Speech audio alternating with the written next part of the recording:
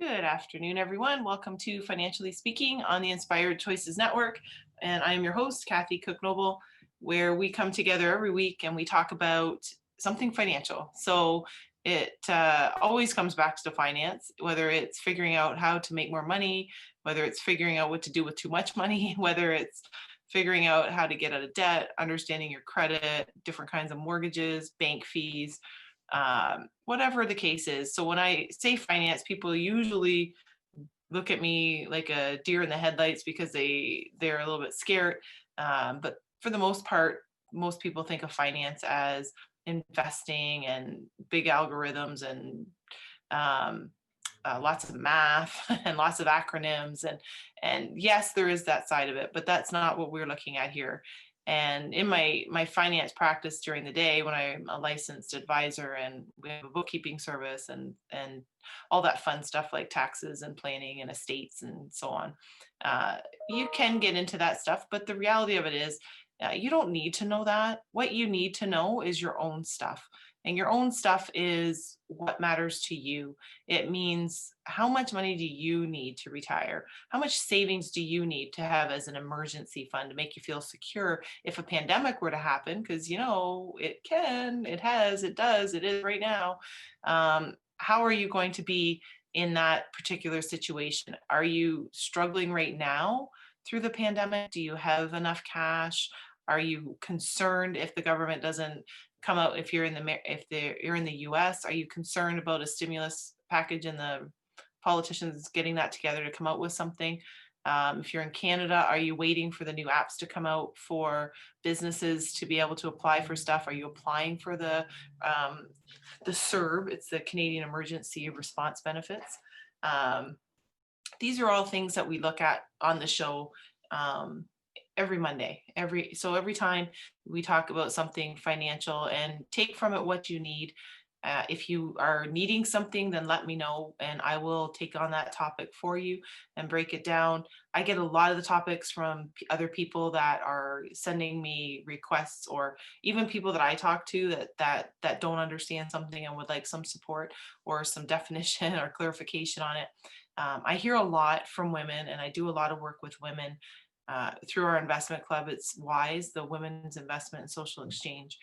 That is that is for women to understand the financials and either the concepts or the strategies or just the definitions, quite honestly, because I've been around the financial people for a long time and I know that they sometimes talk in their own language and they use a lot of acronyms, and no different than IT people or engineering people, to be honest. They all have their own language, legal language for lawyers and so on.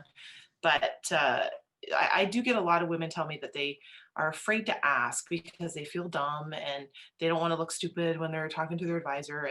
And I remind them that the advisor is there to work for you. So your advisor, if you have one, great. If you don't have one, that's fine. It's not required. But if you are in a position where you have an advisor that you're working with, or a bookkeeper or an accountant, remember they work for you. It's your money, and nobody cares more about your money than you do. At least they shouldn't. So it should be you that cares the most about your money. The other thing that I always remind them is stop looking at everybody else. It doesn't matter what your siblings are doing. It doesn't matter what your neighbor is doing, because what they're doing is only this tiny, tiny bit that you're getting. You don't know unless you're right there in their finances every day, looking at their statements, looking at their loans, looking at whatever it is that you think that they're doing. You don't know their true status. And I can tell you that what you think people have is not necessarily always the case. There are a lot of times when I see people's financials that um, you think would be higher, that you think they would, because of how much money they make, that they would have more, and they don't. And there's other people that you think that aren't making as much, but they have a whole lot more saved or invested. It really comes down to how you handle your money. And handling your money is simply tracking it. And the people who track stuff and write it down, and whether it's money or not, if it's a weight loss plan, if it's becoming a faster reader, if it's helping your kids with homework, when you track something, that's when you really start to see results, because now your mind is actually focused on it and concentrating on it. So I always tell people to track it, because once you and try it and see if I'm right or see if I'm wrong. I'm okay being wrong. But if you track something, and it doesn't have to be complicated, tell people just know what's coming in and know what's going out. And then at the end of the day or the end of the month or the end of the week, however specific you're going to be, whether or not you have the money. And that's important. You need to know, I think I have probably this much left at the end of the month, or I don't understand why I never have money at the end of the month. I probably always owe something. Maybe, probably, not sure, estimate, approximately. These are all indicators that you have no idea what kind of income is coming into your house and what kind of expenses are going out of your house. And as soon as you get a handle on that, you will be amazed. And it truly is this easy. Know what's coming into your house and know what's leaving your house. And as soon as you start doing that, you're going to start seeing a change in your finances, because now you're consciously aware of how many times you buy coffee, or how many times you eat out, or how many times the kids come up and say well, they probably don't right now because of the pandemic, but when they're in school, we're selling cookies, or they're having pizza day, or they're selling chocolate bars, or whatever the case. They have movie day, whatever it is. I need a toonie. I need, in Canada, that's for my American friends, a toonie, that's a $2 bill. So for $2, they need, whatever it is, the pizza, they're needing $5 for a school trip. They need $10 for this. I want $20 to go to the show with my friends. Whatever the case is, however many times that gets asked and you don't track it, that's how you lose control of your finances. That's it. It's that simple. Not knowing what's coming in, not knowing what's going out. That's it. It's that easy. It's personal, it's business. If you're not tracking your money in business, I've had lots of people on the business side of things that I don't understand where my money went. And I'm like, well, you're not paying attention to it. So what happens is it's easy to spend, and it's easy to go through quickly when you're not keeping an eye on it. And it's no different than losing weight or gaining weight, because I know we're coming into that time of year where everybody's going to make New Year's resolutions, or I call them promises to yourself that you're not going to keep each year.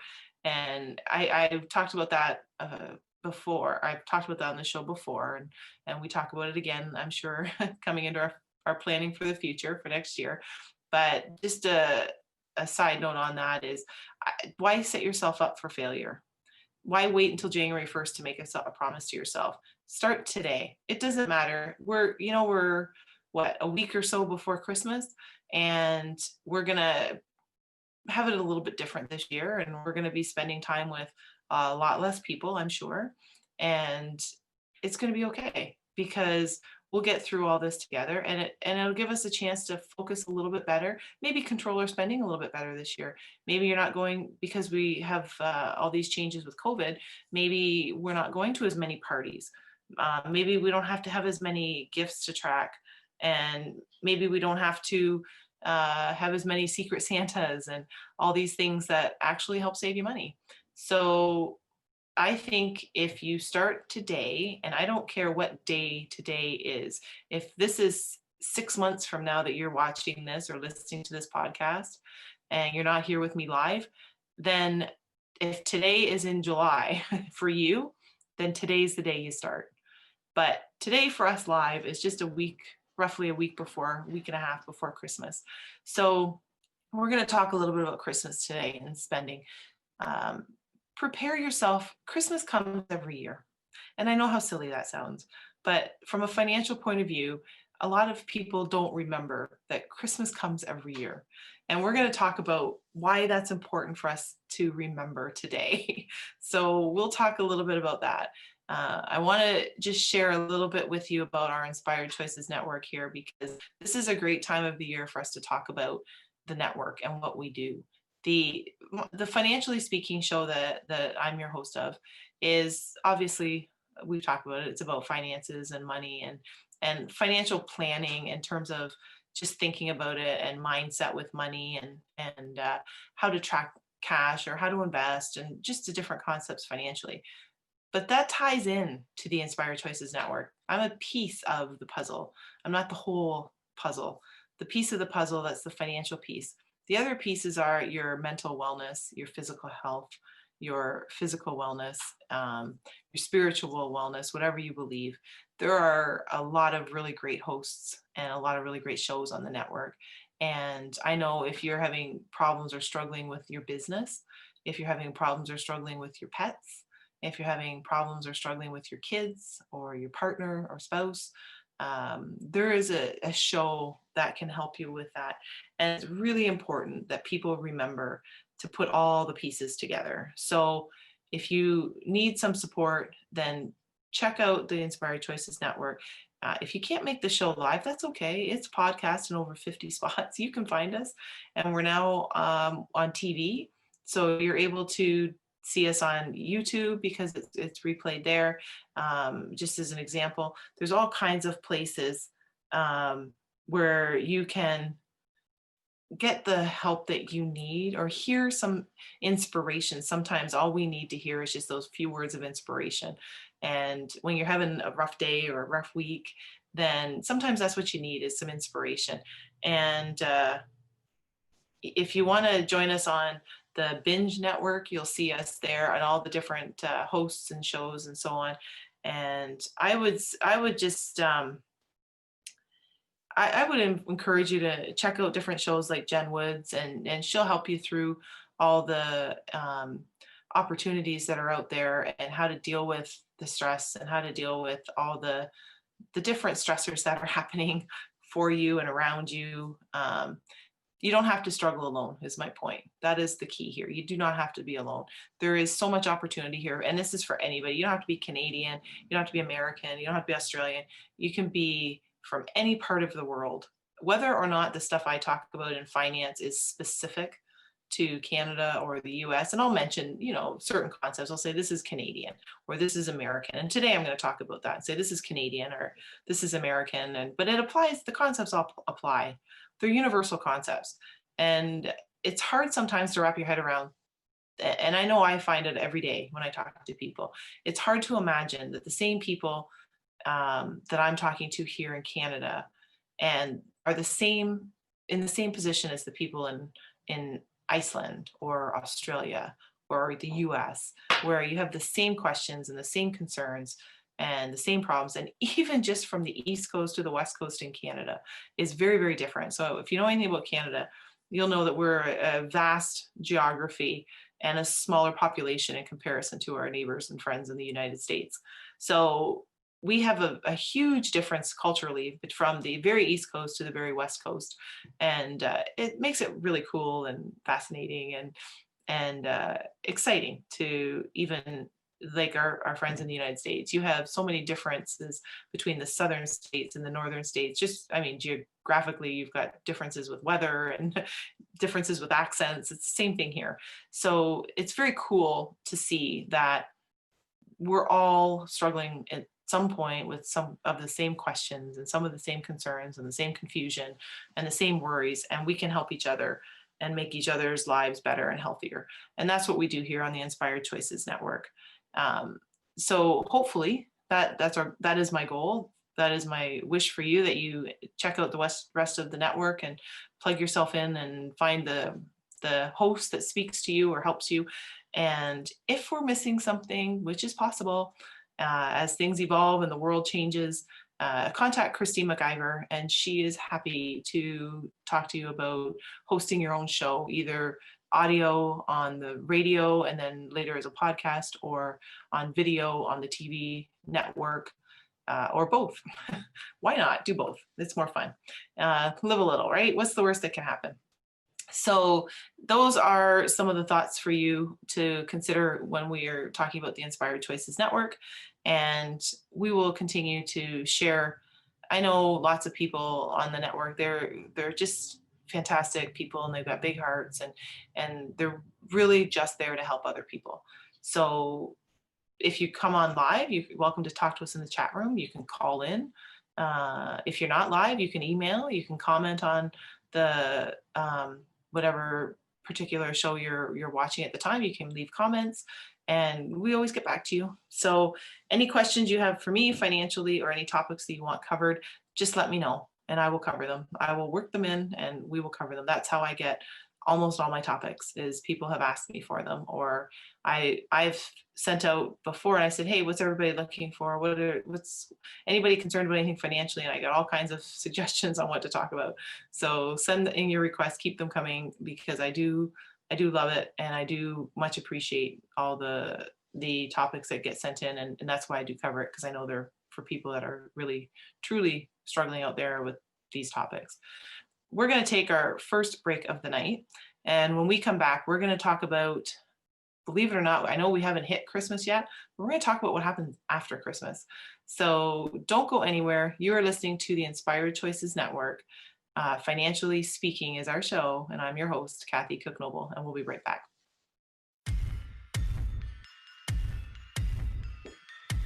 Too many of us get caught up in the unreal lives of reality television and complete to acquire stuff, which is setting us up to accumulate lots of debt. We're scared, confused, and don't know who to talk to. By tuning into Financially Speaking radio show with financial advisor and educator Kathy Cook Noble, you'll learn tips you can use to improve your financial health, which in turn can improve your overall health and make for a very happy life. Live a life you can afford and enjoy. It is possible. Listen for Financially Speaking radio show every Monday at 4 p.m. Eastern Standard Time, 3 p.m. Central, 2 p.m. Mountain, and 1 p.m. Pacific on InspiredChoicesNetwork.com.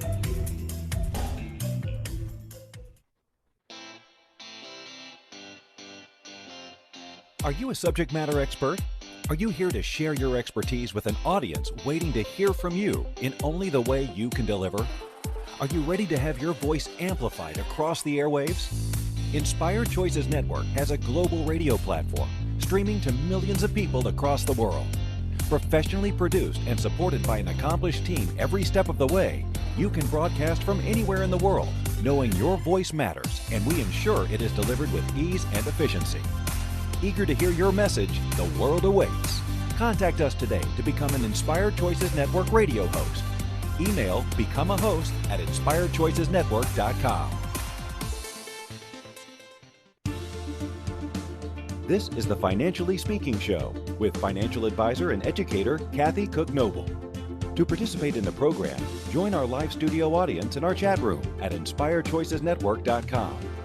You can also make the choice to ask or comment by email by sending to Kathy@bookkeepplus.ca. Now back to the program. Welcome back, everyone. You are listening to Financially Speaking on the Inspired Choices Network, and I'm your host, Kathy Cook Noble.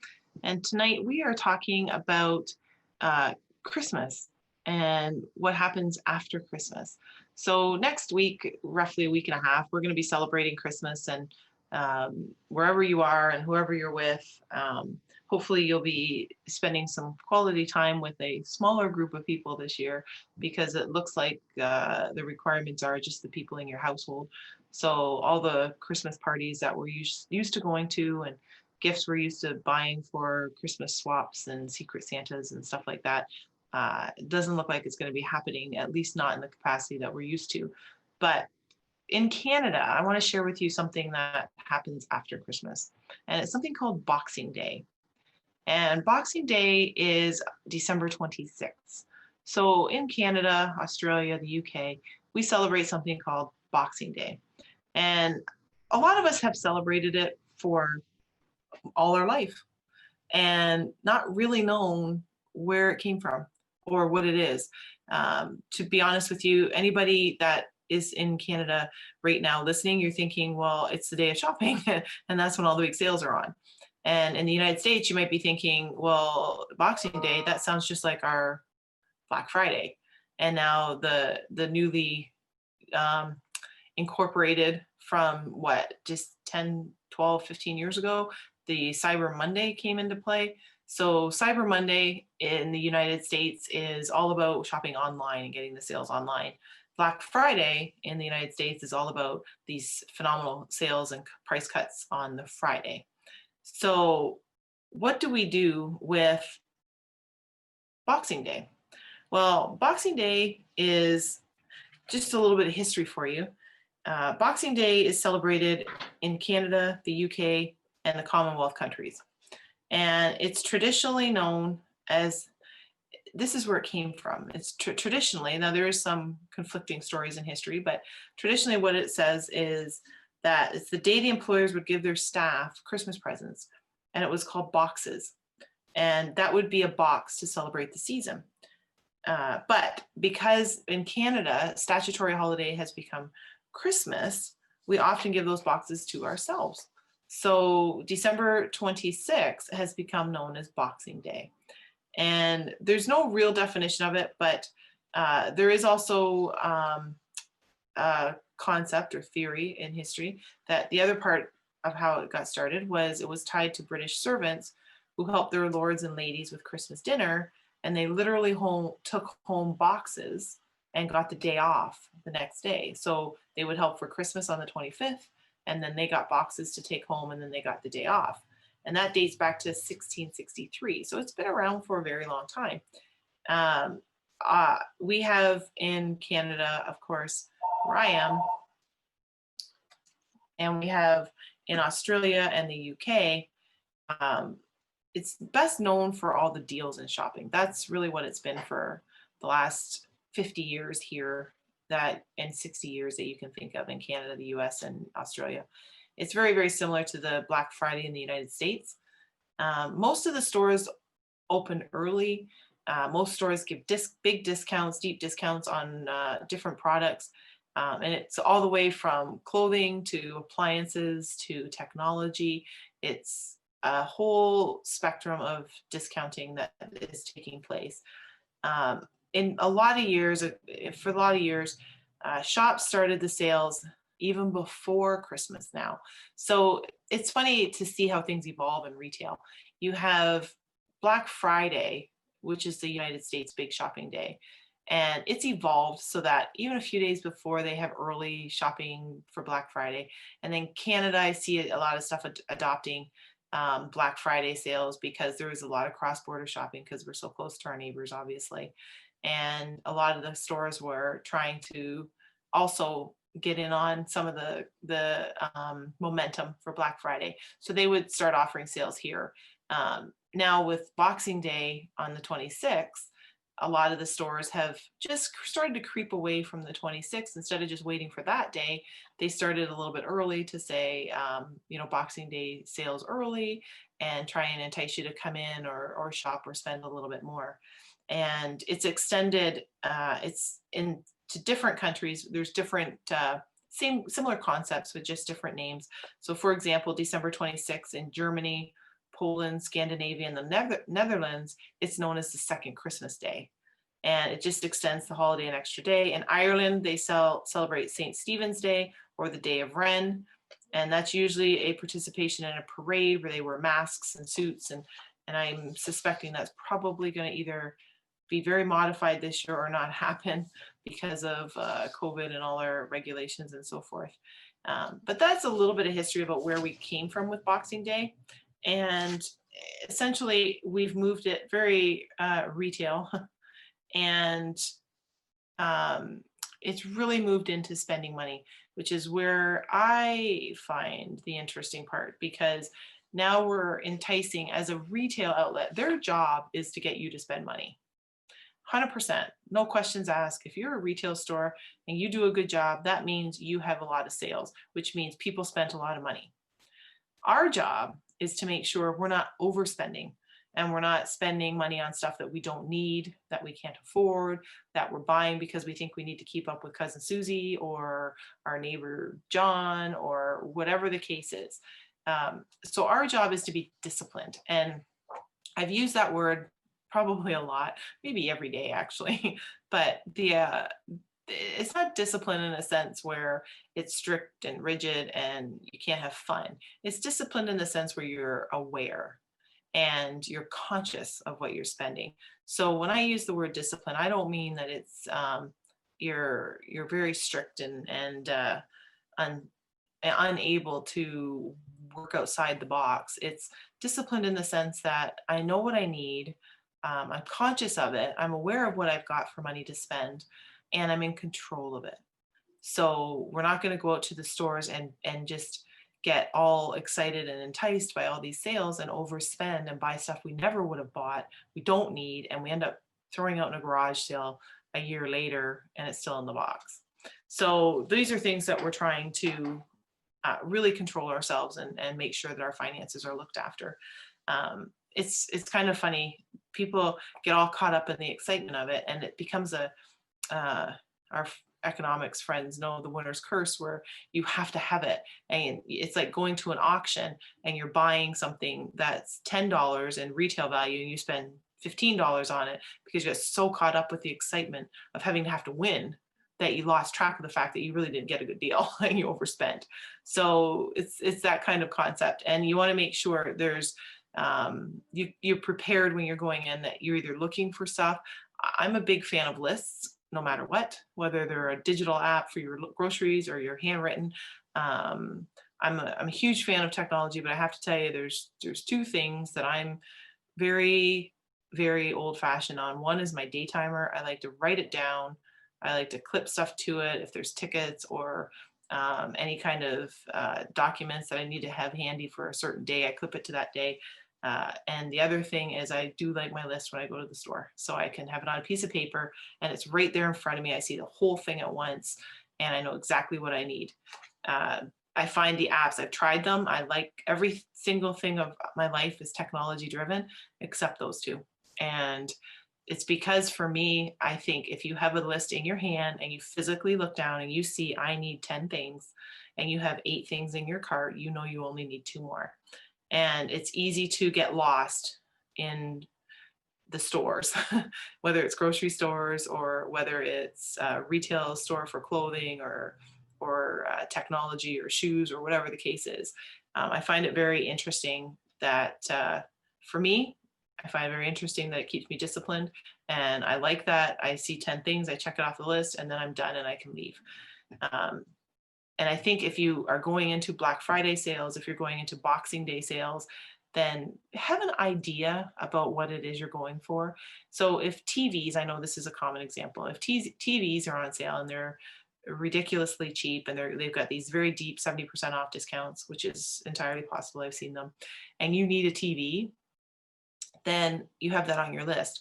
Or if your plan was that you're going in to buy a TV for somebody else, and maybe it's a wedding present and their wedding is in June and you're buying their TV and there's a couple of you going in on it, then make sure everybody knows that that's what you're doing and that's what you're getting, and get your money paid up from them either in advance or as soon as you buy the purchase, depending on who it is that you're going into partnership on it with.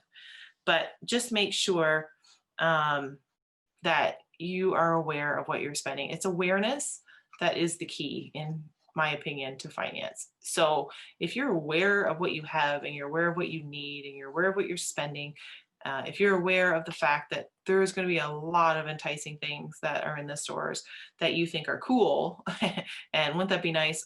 They're not a need, they're a want.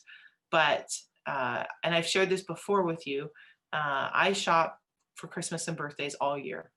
I don't wait till December 26th to go out on these sales, because I also think you have to be aware of cash flow, and you get so much a month coming into your household. And if you're going to spend all of it this month, then you need to be prepared for it. So there's 2 ways to do this.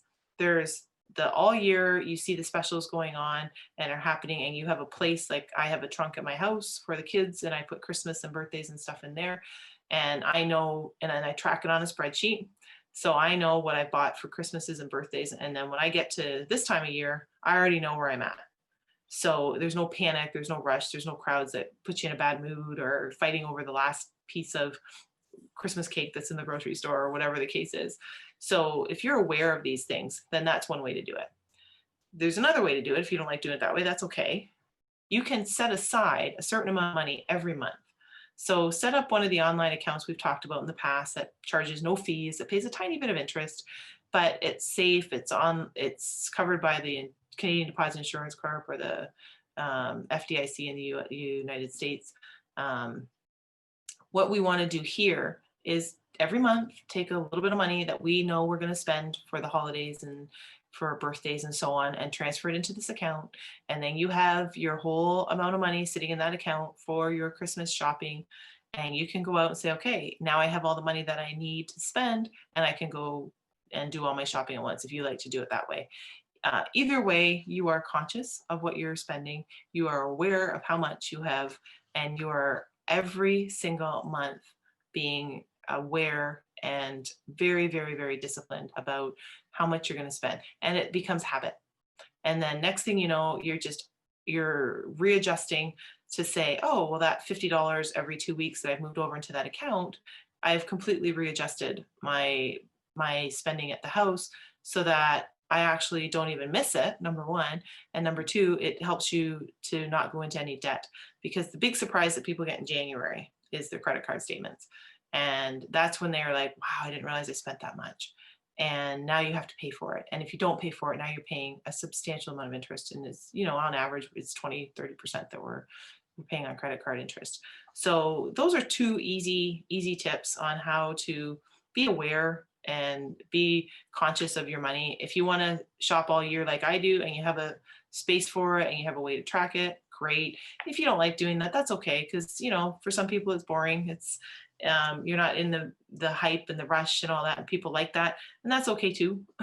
You can have the hype and the rush and go out shopping and get all your Christmas shopping done in 2 days, and you still have the money set aside for it. So you're setting aside money every month.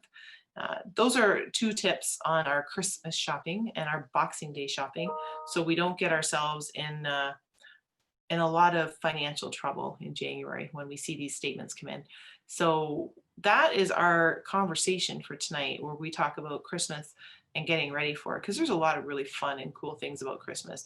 There's a lot of really fun and cool things that don't cost a lot of money. Driving around looking at lights, we can do that in COVID. And we can enjoy Christmas and the Christmas spirit and what you believe in and what you don't believe in. It doesn't have to come into play. You can enjoy the decorations that people have put up, because they are still putting decorations up this year. And although we aren't having the parades for Christmas that normally we have, we here in my town, everybody's doing things different, but we did a reverse parade where people put together their displays that they normally would, not quite on the same scale as they would normally do, because they don't have the people on the floats, but they put together beautiful displays and lights, and they were parked out in a big park that we have nearby, and people were allowed to come through Friday, Saturday, Sunday, first weekend of December, and look at all the lights. And it's, instead of you standing and watching the parade go by, the parade stands and you drive around it. So there's still alternatives to enjoying Christmas and enjoying time with people, even though you can't be with them the way we normally are. So we're going to modify things, but you know what? Who knows? This might be something that now we're being very careful and organized with our money. And this isn't pandemic related. Maybe this forced some of us to start looking at our finances, because before the pandemic, we spent money without consciously knowing what we were doing and how much was coming in and out. And now that things are very restricted and very forced to be paying attention to where we're at and how much money we've got coming in and what kind of funding or stimulus the government is going to be doing, that's forcing us to look at our finances. So we have to look at whatever good we can to take out of something that's not so good. We're going to take our second break of the night, and we're going to come back and continue to talk about Christmas and finances and some more tips on Boxing Day and some of our Christmas gifts that we get that we don't love, but we don't want to hurt people's feelings. So I'll tell you how to handle those too. Don't go anywhere. You're listening to Financially Speaking on the Inspired Choices Network, and I'm your host, Kathy Cook Noble, and I'll be right back.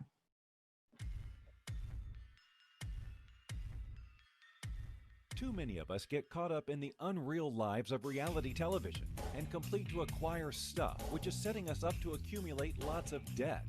We're scared, confused, and don't know who to talk to. By tuning into Financially Speaking radio show with financial advisor and educator Kathy Cook Noble, you'll learn tips you can use to improve your financial health, which in turn can improve your overall health and make for a very happy life. Live a life you can afford and enjoy. It is possible. Listen for Financially Speaking radio show every Monday at 4 p.m. Eastern Standard Time, 3 p.m. Central, 2 p.m. Mountain, and 1 p.m. Pacific on InspiredChoicesNetwork.com.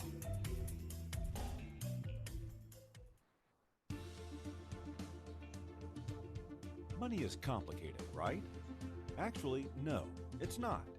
You don't have to be a trader on Wall Street to get a handle on your money. TV shows often instill fear to keep you believing you can't understand it or do anything yourself. If dealing with your finances brings up a lot of other F words, then you need to read All Ladies Should Use the F Word, A Guide to Loving Your Finances by Kathy Cook Noble. Kathy helps you take control of your finances and leave the other F word, fear, in the dust.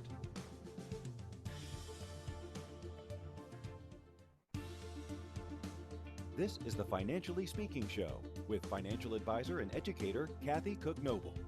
To participate in the program, join our live studio audience in our chat room at inspiredchoicesnetwork.com. You can also make the choice to ask or comment by email by sending to kathy@bookkeepplus.ca. Now back to the program. Welcome back, everyone. You are listening to Financially Speaking on the Inspired Choices Network, and we are talking tonight about Christmas and specifically the spending we do at Christmas, but really specifically the spending we do after Christmas. And in Canada, the UK, and Australia, that's commonly known as Boxing Day. And we have started participation a long time ago in Black Friday and Cyber Monday, and that all happened before Christmas. But now there's another sale to look forward to, and that's Boxing Day. And for the American friends that are on the border, there's lots of times that you have come over the border to shop for Boxing Day sales, and you get a double bonus actually, because there's huge sales, plus you get the exchange rate, and the American dollar is a lot stronger than the Canadian dollar right now. So you're able to get a discount just by that, and then you get these big discounts on retail shopping. So that's what happens here on December the 26th. But what happens on the 24th and the 25th is when you exchange gifts or whatever customs that you do. Traditionally, we're seeing, obviously in Canada and the United States, we see a lot of gift exchanges and Christmas lights and Christmas trees. But there's a lot of people that don't celebrate that. So whatever it is you celebrate and whatever gifts you get when you get them, sometimes you don't always get what you want, but you don't want to hurt people's feelings. And I've noticed the trend, as I'm sure all of us have in the last few years, is gift cards have become a huge, huge rise in gift giving. And what happens is parents, when you're older, when you're adults like I am, and your parents, they don't know what to get you for Christmas because you have your own house, you have your own family, you're working and so on.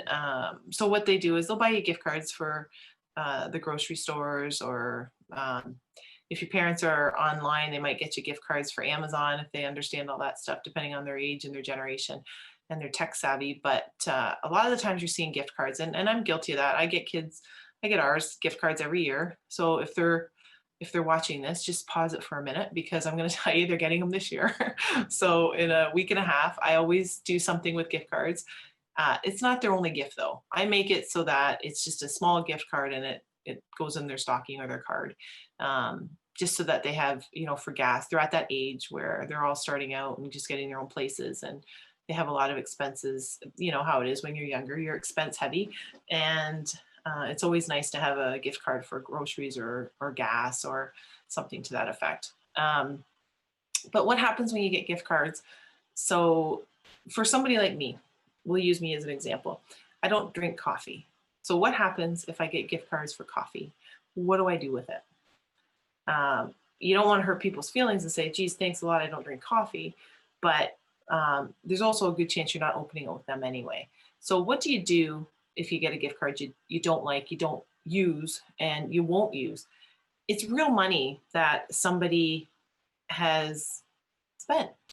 And I always look at it and I think, gosh, it was thoughtful that they even thought to get you a gift card.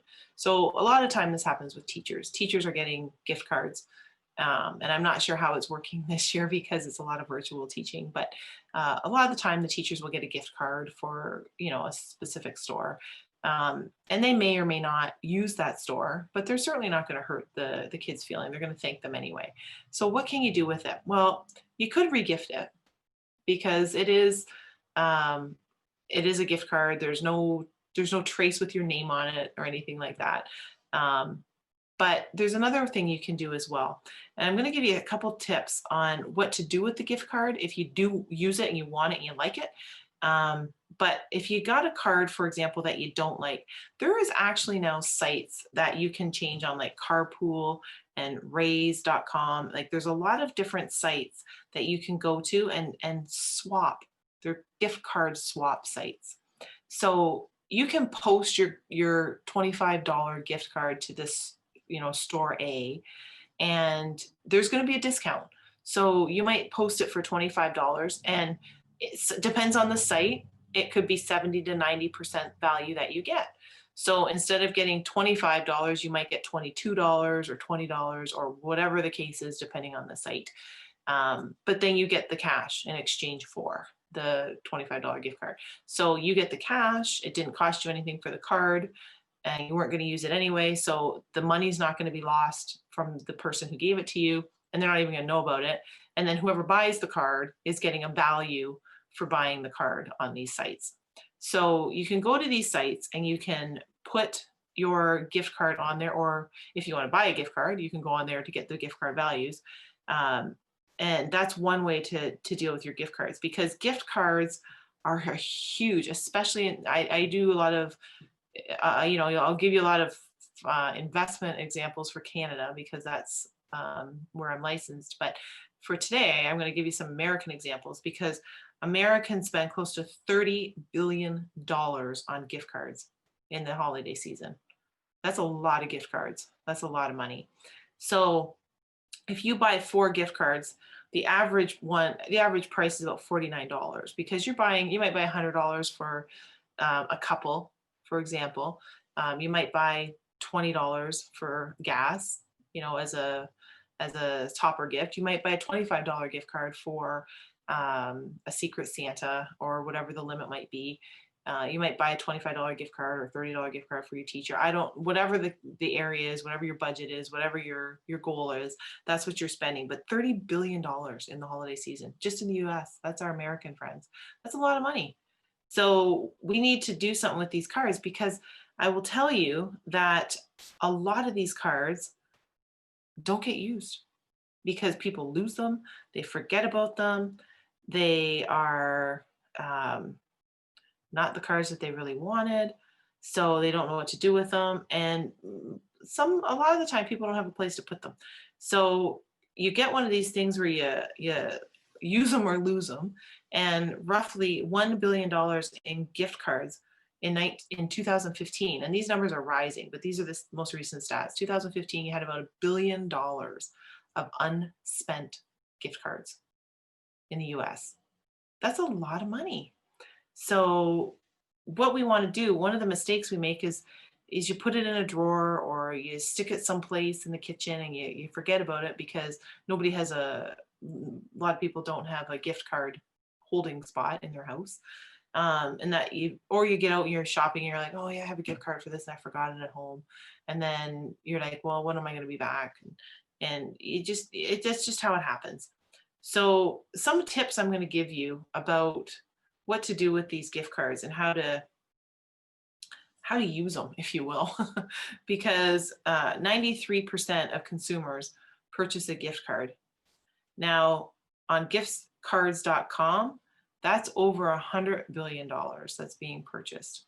Now 2015, I told you it was 30. So now we're closing in on 100 billion. These are the stats that are over, like, I just think they're mind blowing. That's a lot of money to be spending on gift cards when you think about it. So they're popular by far. There's no question. The stats don't lie.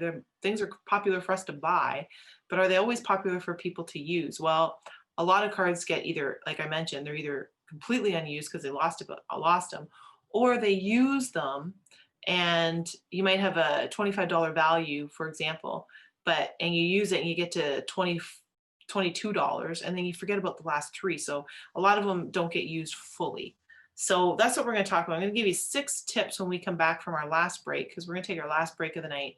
And then when we come back, I'm just going to give you 6 tips on how to use these cards most efficiently that you possibly can if you're going to keep them. If you're not going to keep them, then you're either going to re-gift them or you're going to sell them to somebody else, or you're going to go on one of these sites and you're going to trade them and get the money for them. And rather than waste the card, you're better off to get something for it and not have it sit in a card and go void because you lost it or didn't use all of it. So don't go anywhere. You're listening to Financially Speaking on the Inspired Choices Network, and we will be right back.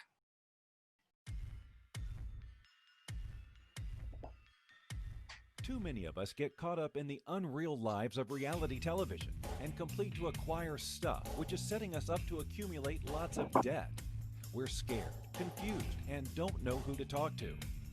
By tuning into Financially Speaking radio show with financial advisor and educator Kathy Cook Noble, you'll learn tips you can use to improve your financial health, which in turn can improve your overall health and make for a very happy life. Live a life you can afford and enjoy. It is possible. Listen for Financially Speaking radio show every Monday at 4 p.m. Eastern Standard Time, 3 p.m. Central, 2 p.m. Mountain, and 1 p.m. Pacific on InspiredChoicesNetwork.com.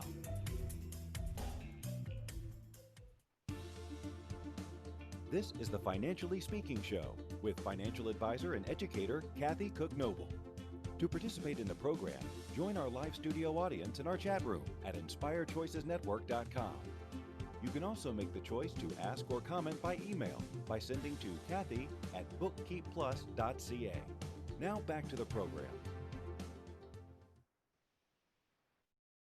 Welcome back, everyone. You are listening to Financially Speaking on the Inspired Choices Network, and we have been talking about Christmas and our spending at Christmas and how to get the most out of our Christmas gifts and what happens after Christmas with all these specials.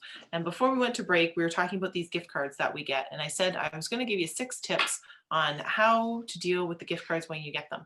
So before we went to break, we were talking about the gift cards that you don't want and what to do with them.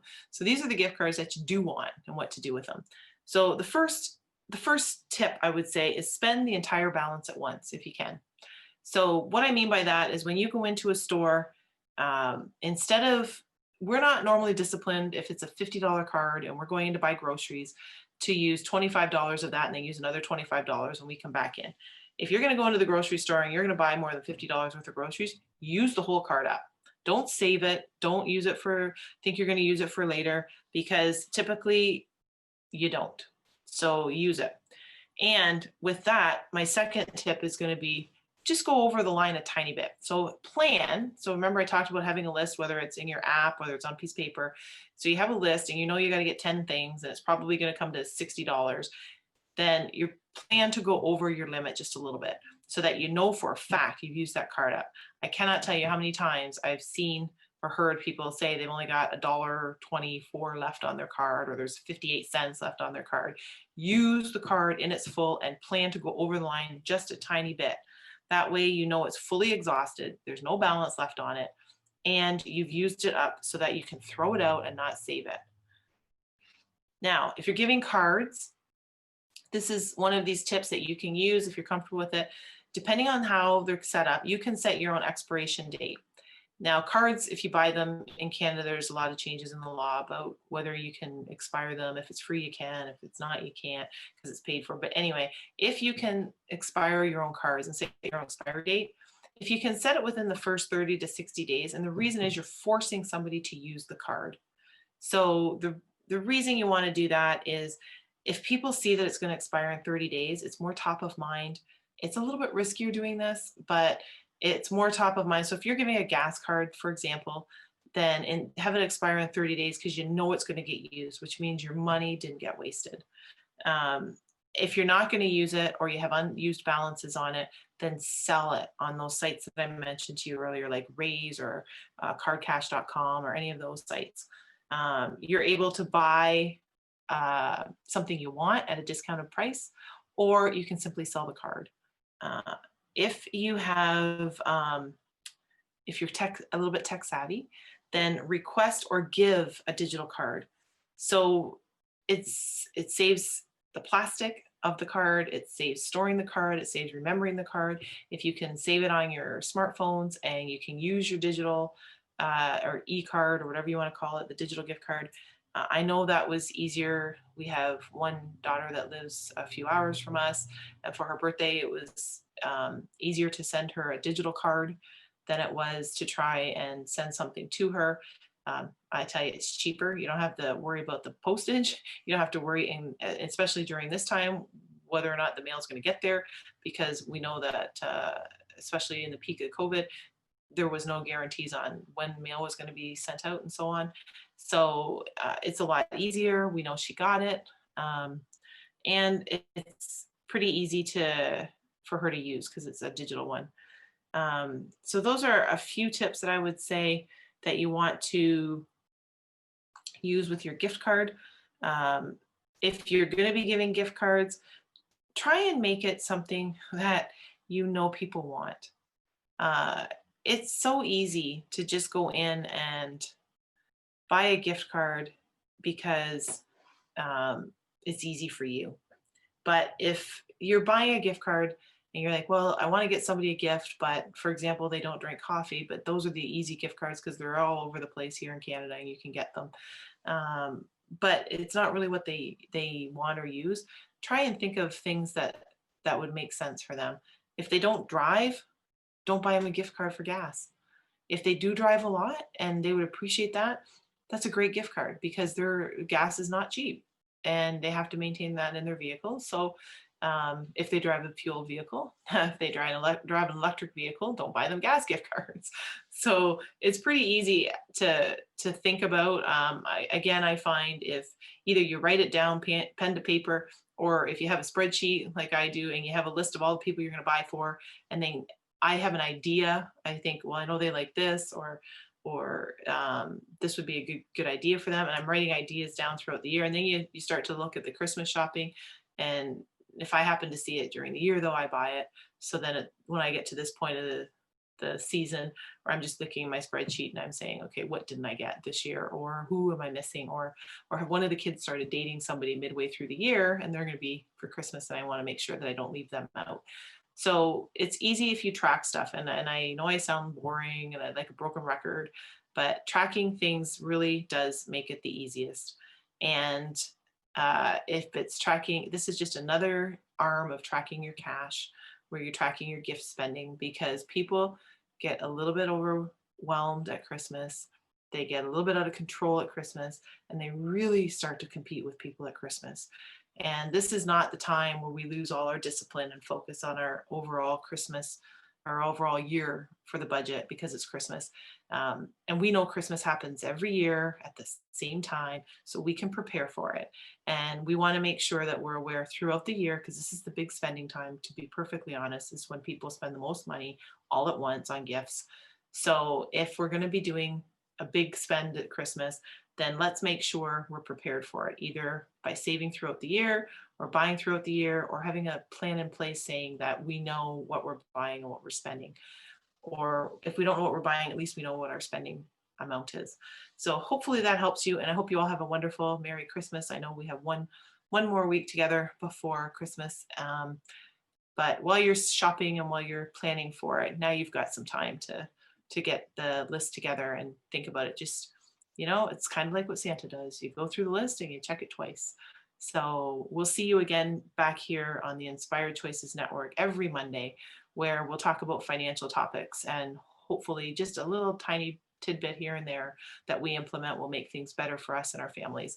And anything else on the Inspired Choices Network to just put all the pieces together. So we'll see you again back here next week, the same time, the same place, on Financially Speaking with your host, Kathy Cook Noble. And have a wonderful week and happy Christmas shopping.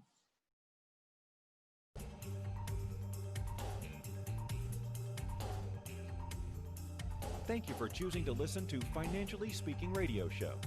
Kathy Cook Noble will return next Monday at 4 p.m. Eastern Standard Time, 3 p.m. Central, 2 p.m. Mountain, and 1 p.m. Pacific on InspiredChoicesNetwork.com. We hope you'll join us. Until then, have the best week of your life by making the choices that bring you all that you desire.